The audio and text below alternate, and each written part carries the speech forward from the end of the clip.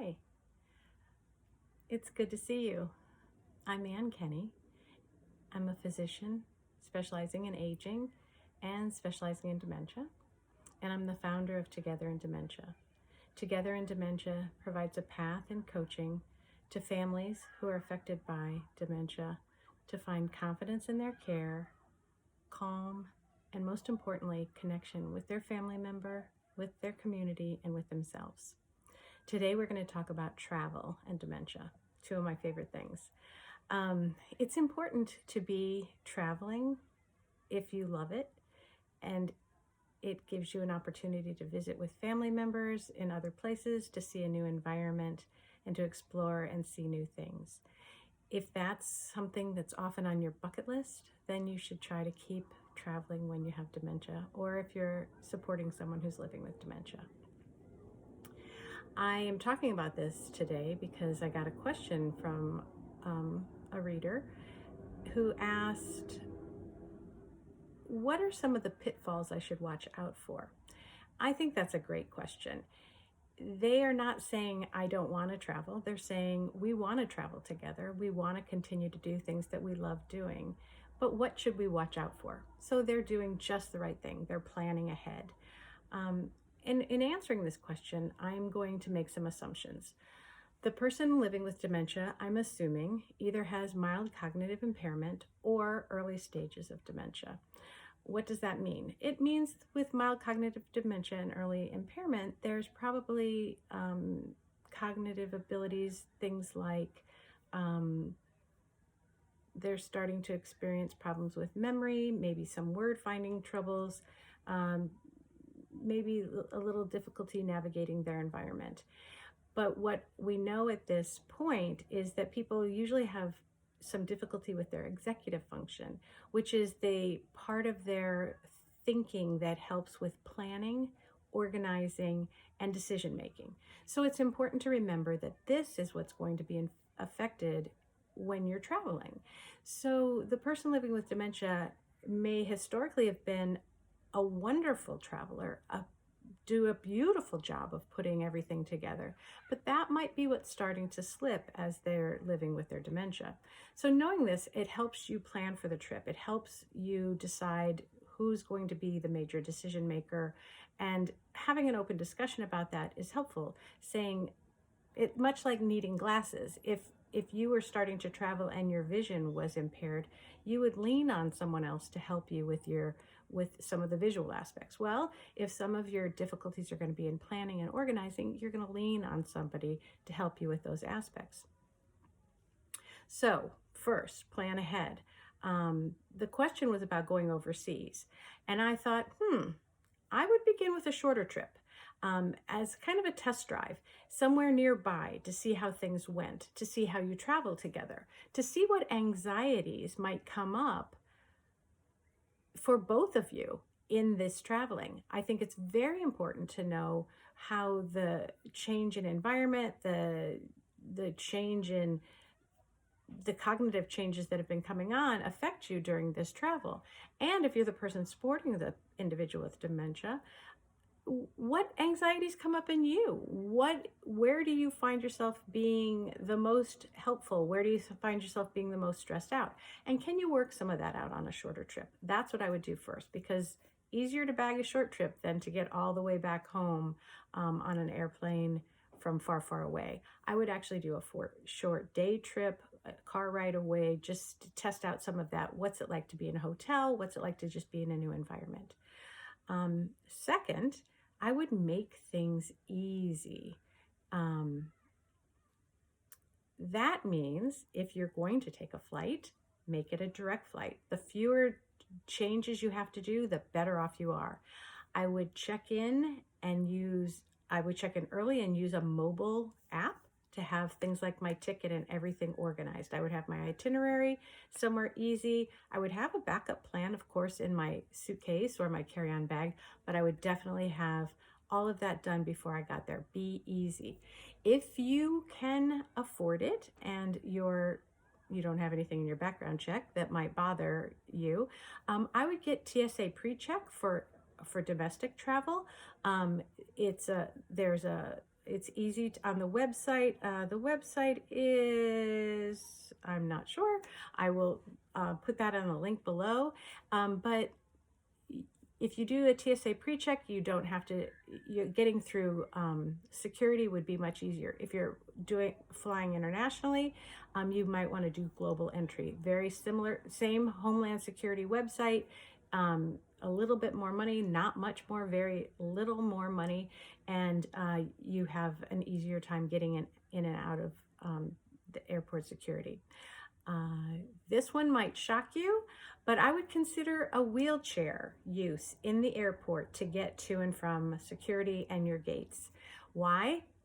If you don't have any mobility issues, why would you pick a wheelchair? Well, the Air Carrier Access Act of 1986, US-based airlines must offer persons with disability support. And since the whole airport experience can be very unsettling and chaotic and erratic, one less thing to worry about is getting from gate to gate, and having somebody wheel you there would be a lot easier. And what I think is you should save your energy for the things that matter. And if you can take and make something easy, please do. What is the downside of using a wheelchair? Well, sometimes you'll have to wait longer. So be sure you call ahead and order your wheelchair on time. And two, add a little buffer time in. And I think in all of your travel, you know you're going to be going slower. You're going to be dealing with working on adapting to these new changes. Put the wheelchair time in there as well. When I've talked to people who are living with dementia, they often tell me that travel itself or new situations cause a bit of fatigue, cause a little bit of overwhelm or overstimulation. And with that in mind, I think you should think about what can you do to combat overstimulation or fatigue. I think of overstimulation in several ways. One, verbal overstimulation. Sometimes when you're traveling with somebody, I know this, I do this. Sometimes when I'm traveling, I'm a little geared up, I'm a little anxious, and so I either talk more or laugh more. And so you might want to plan in some talking breaks. Sometimes having somebody talk at you constantly can be a little overwhelming. So be patient with the person living with dementia. If they're talking at you quite a bit, they're probably nervous. So whatever you have worked out beforehand that is calming and helpful, try those things. And if you're the type that talks too much, so this is what I have to do. I have to remember I can have thoughts in my head and they don't have to come out of my mouth. And I can do some things like hold my own hand or put my hand on my heart for self-calming. So just try some of those things and think about taking a verbal break. There's also emotional overstimulation. Again, I get a little geared up when I'm traveling. So when I'm traveling with somebody living with dementia, I have to remember time to calm, time to chill. Again, that trick of putting your hand on your heart, just taking some deep breaths and calming down. Think about slow and easy. Just have some kind of mantra to keep your emotions in check, because those emotions will be picked up by the person living with dementia, and they need to be slow and easy as well. Everyone thinks better when you're not stressed out, when you're not stressed to be energized, but when you're stressed and hypervigilant. Deep breath, slow it down. And then finally, there's sensory stimulation. There's a lot of new things coming at you in an airport and traveling, and you have to remember to kind of parse it out, take it slow again. Try using earbuds to block out noise when things are too loud. Maybe an eye mask if you want to just close your eyes and close your ears for a little bit while you're waiting at the gate. You're with somebody who is reliable, so just chill it out. Put some things on to block out the world, and you'll actually be able to rest a little bit. Another choice is putting on earphones with music that is calming and maybe not some hard rock, but if hard rock is what's calming to you, by all means, go ahead and use it. But try something like that. Earphones with some music to block out those noises, earbuds to block out some of those noises, and maybe an eye mask to keep you from kind of watching and give you a chance to really take some breaks there. The other is to take planned breaks. I mean, if you know how to get into one of the quieter parts of the airport, you have special privileges to do that, please use them. Again, make it easy. And then I guess the other thing, when I'm traveling with somebody who's living with dementia, we have a plan for what if we get lost? What if we get separated? I have people wear a lanyard. It can be tucked into a shirt or a blouse, but it could also be worn outside and turned backwards so that everyone can't read it. But in a time of panic, we may lose our thoughts. It happens to all of us, but it may happen to one living with dementia. So on that lanyard, I would have, my name is Ann Kenny. I am living with cognitive loss, or I'm living with memory loss. I am traveling with, fill in the name of whoever I'm traveling with. If I should become lost from them, please help me contact them at, and then use a phone number, a secondary phone number if you have it, and an email address. You could be explicit and say, if they are not answering, please bring me to airport security so that I can safely be reunited with them. And you may add, I mean, I have traveled with somebody, for example, with diabetes, and I had them put on there, I do have diabetes. If I look unwell, please offer me some food. I may be having an insulin reaction. Something like that. Anything that's helpful, put it on that card. It, again, can be worn backwards. And so then if you are separated, there is a plan. The person living with dementia could actually read it and go, oh, look, this is who I'm with, and this is who I should call. And if that isn't working, they can get help from somebody else around. I think that's my biggest stuff. So I'm just going to recap a little bit. There are so many positives to traveling. Please keep it in your life if that's what makes you happy. But you're going to have to do some modifications or some adaptations or some planning ahead. I would say modify your expectations. This isn't going to potentially be like every trip you've taken in the past. Make sure that you, the person living with dementia, modify your expectations, and you, supporting the person living with dementia, modify your expectations. Timing.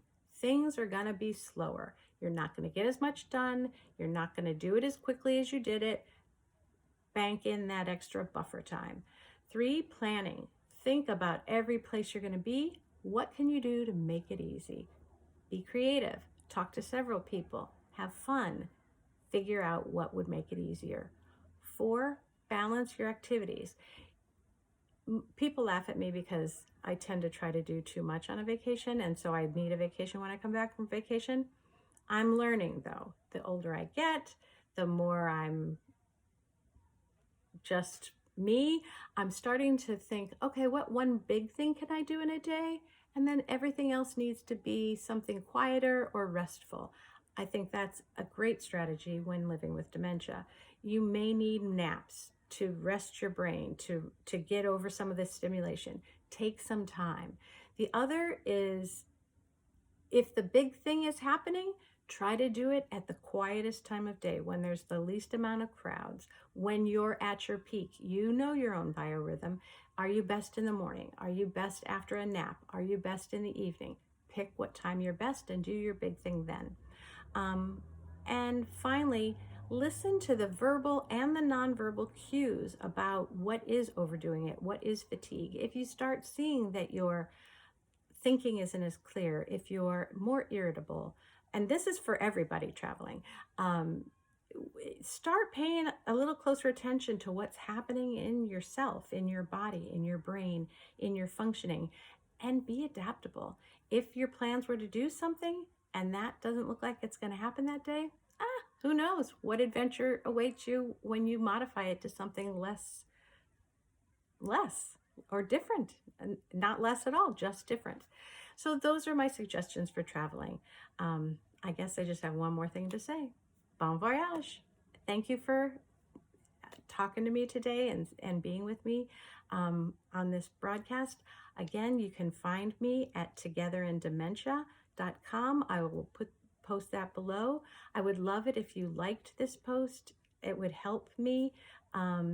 If you're interested in any of the programming that I have, again, you can find me at togetherindementia.com. Thank you. It was so nice to spend this time with you today. Bye.